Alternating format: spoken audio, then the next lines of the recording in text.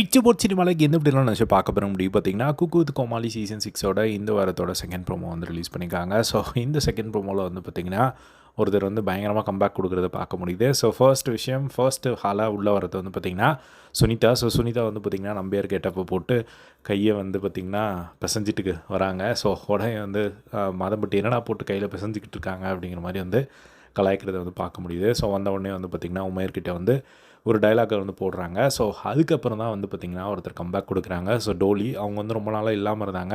So அவங்க வந்து பார்த்திங்கன்னா படையப்பா நீலாம்பரி கிட்டப்போ போட்டு உள்ளே வந்து பார்த்திங்கன்னா நீயும் சுனிதாவும் பண்ண விஷயங்கள் எல்லாத்தையும் நான் வாரம் வாரம் பார்த்தேன் அப்படின்னு சொல்லிட்டு வந்து உமையரை வந்து போட்டு பயங்கரமாக வந்து கலாய்ச்சிட்டு இருந்ததை வந்து பார்க்க முடிஞ்சுது. இன்னொரு பக்கம் வந்து உமையர் வந்து வந்தோடனே பயங்கரமாக எக்ஸைட் ஆனார். அதுக்கப்புறமா வந்து அவங்க நீலாம்பரி மாதிரி வந்து கேட்டதுக்கு சுனிதா யார் அப்படின்னு கேட்டதுக்கு எங்கள் வீட்டு எஜமானி அப்படின்னு சொன்னோடனே வந்து டோலி வந்து பார்த்திங்கன்னா பயங்கரமாக கலாய்ச்சிட்டு இருந்ததை வந்து பார்க்க முடிஞ்சுது.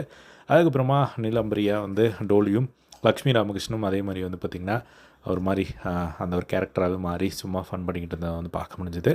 ஸோ இதுதான் வந்து பார்த்திங்கன்னா இந்த ப்ரோமோவில் வந்து காட்டுறாங்க. இதே மாதிரி எல்லா குக்கு வித் கோமாளி எப்படி தெரிஞ்சுக்க நம்மளோட சேனலை சப்ஸ்கிரைப் பண்ணி சப்போர்ட் பண்ணுங்கள். தேங்க்ஸ் ஃபார் வாட்சிங். பை.